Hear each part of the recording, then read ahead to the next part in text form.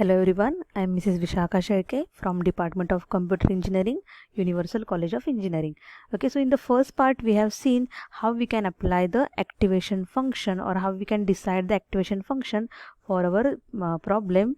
Okay, in this problem what they have asked us, we have to map 0, 0 and 1, 1 into the one class and 1, 0 and 0, 1 into another class. Okay, as you can see here, this problem is not linearly separable. So what we have done, we have used the RBF function at the hidden layer and we have selected this 1, 1 and 0, 0 as a center, and we have computed the value of hidden layer mapping function. So what hidden layer mapping function we have used here?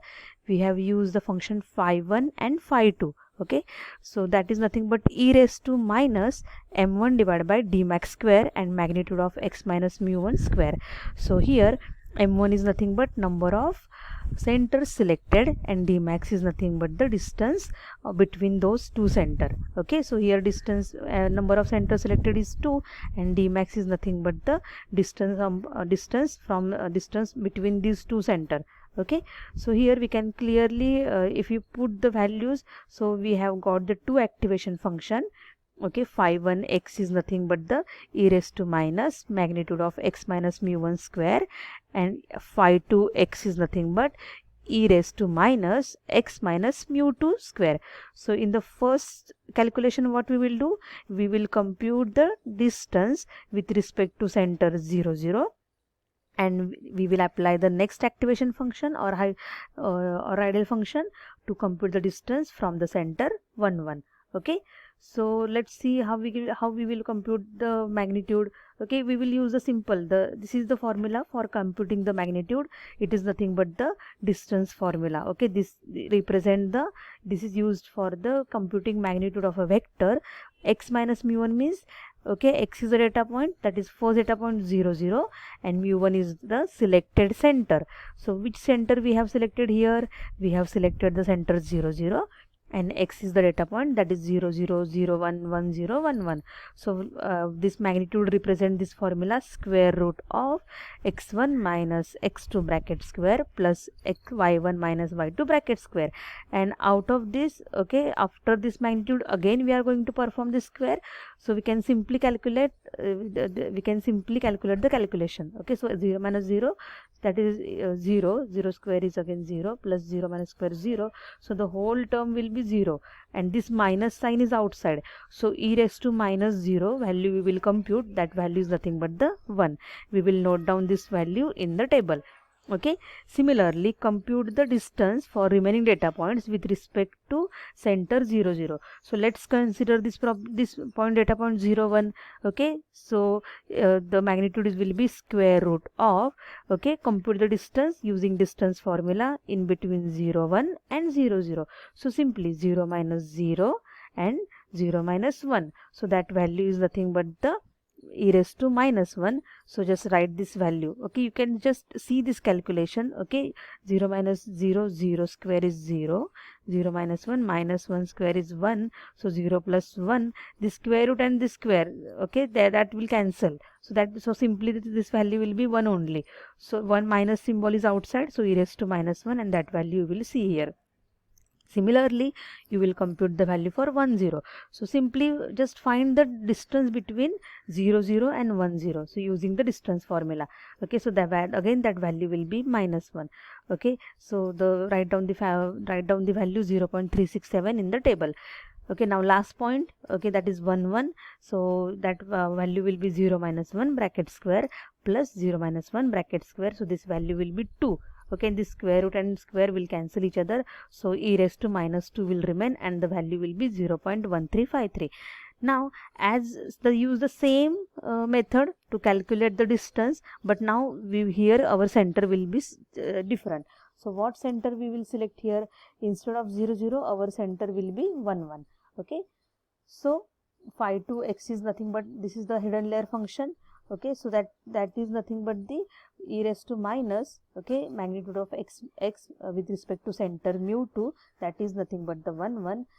So we will calculate first distance from of 0, 0 point. Okay, so the value will be here e raised to minus 2. Okay, similarly how we have calculated? See, our data point is 0 0 and center is 1 1. So just apply the distance formula in between them. Okay, so our value is e raised to minus 2. Similarly, compute the distance with respect to 0 1. Okay, so 0 minus, our data point is 1 1. Okay, our data center is 1 1. So 0 minus 1. Okay, plus 1 minus 1. So this value is e raised to minus 1. Similarly, 1 0 value, you can compute the value for 1 0, and last is 1 1. So as I have told you, note down those data points in the table. So these were our initial data point x1 and x2. Okay, 0 0 0 1 1 0 and 1 1, and the computed this is the hidden layer function applied, okay, for the data input, and this is the another hidden layer function.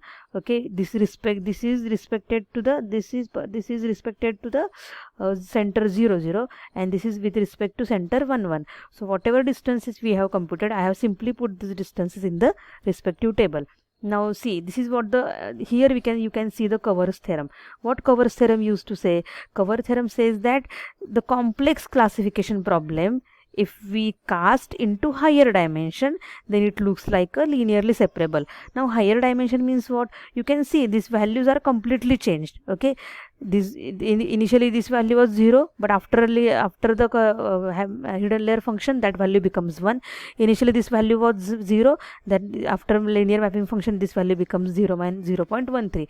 Okay, similarly here you can see initially the value was 1, and now you can see the value 0.36. So that's why we have used the word the Gaussian function may increase or decrease the value. Okay, so not necessarily every time the value should increase, there can be any change.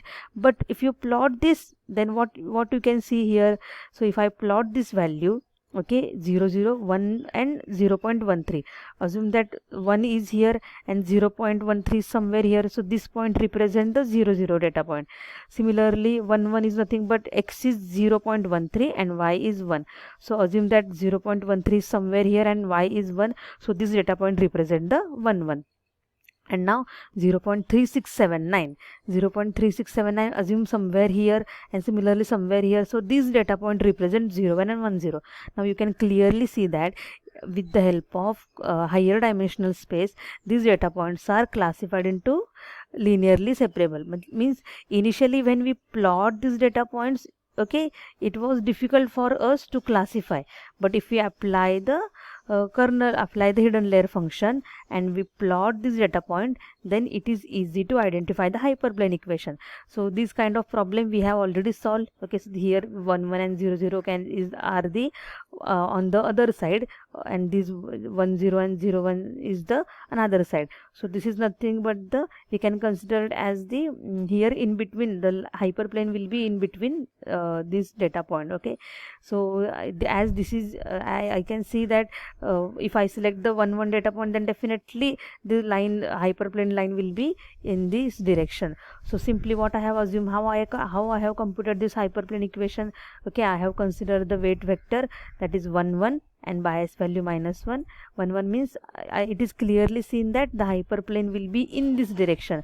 So if we have the hyperplane in this direction, so we have seen our w vector will be with the coordinates of 1 1. Okay, so that's why I have simply used this value. It is just an assumption. Okay, but it is this assumption, these values you can get after solving using support vector or any other steepest descent method. So the w vector you can receive after applying the optimization on it. So the equation will become w1 into phi 1x, okay, w2 into phi 2x plus bias value is equal to 0. Okay, so w1 w2 value we know that 1 1 and b is minus 1, so just compute the value phi 1x plus phi 2x minus 1 is equal to 0. So instead of phi 1, if I write, this is the simple line equation, x plus y is equal to 1. So if I want to compute this data point, okay, so once I will put 0 here, so I will get the value of y as 1. If I put 1 here, I will get the value y as 0. So simply this line equation I have got by plotting 1 0 and 0 1. Okay, now see this still our answer is not completed, as because at the last we have to show the RBF network. So this x1 and x2 was the inputs and we have applied the hidden layer function phi1x and phi2x. Okay, and the last, okay, last what value, what weights we have assumed. Okay, we have assumed weights 1 1, so I have marked here 1 1, and this y gives the output class. Okay, so this is what the final answer of the classification. Okay, just let's just take a short look for the solving solution of this example. This initial the example was we have to construct the RBF pattern for the classifier, so that 0 0 and 1 1 should will map to the class 0, and 1 0 and 0 1 will map to the class 1. Okay, so we have plotted this, but we can see that it is not linearly separable. So what we have done, we have used the radial basis function. For that we have selected 0 0 and 1 1 as the center. Okay, and what active hidden layer function we have used here, phi1x e raised to minus m1 divided by d max square and magnitude of x minus mu I square. So simply we have put the value of m1 and d max, then we have got the function e raised to minus magnitude of x minus mu1 square, same with respect to x minus mu2 square. Okay, so first thing what you will do, you will compute the distance of all data point with respect to center 0 0 using the distance formula, and then you will compute the distance with the respect to center 1 1. Okay, after computing the distances, just plot in the table, consider this as x and consider this as y. Okay, and if you can see here the application of the Covers theorem, that these data points are transformed into higher dimension space. If you plot this, then definitely we can draw the hyperplane or line in between them. Okay, by considering the by considering the 1 1 as weights and minus 1 for the bias value. If I consider this as a line equation, x plus y is equal to 1, then I can easily identify the data points 0 1 and 1 0. Okay, and the last you have to draw the RBF network.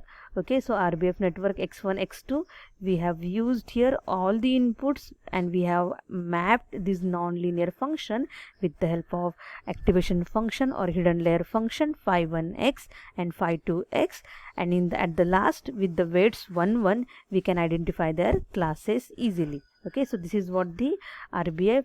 From exam point of view, this question will be explain radial basis function with the help of example. So just give the explanation of the radial basis function, write this hypothesis or radial function, then draw the network. There maybe the question draw RBF network, then you have to draw the network. Just remember only one thing, that you will draw this network with only one hidden layer. Okay, there are not n number of hidden layer, this is one hidden layer, and in the hidden layer you have to show the radial function that which will be represented using the h. Okay, so that's why here h1x h2x we will write here. Okay, now next is there may be question on the Covers theorem, so you can learn this Covers theorem and show the hypothesis function here. Okay, now and you can explain with the help of example. Okay, so just remember this example so you can easily understand. Just solve this example. My assignment on this question, on this point, will be the theory question on RBF network, which I will post immediately after posting the explanation video. Okay, thank you dear students, and hope you have understood the concept of RBF. Okay, our next point will be principal component analysis. Thank you.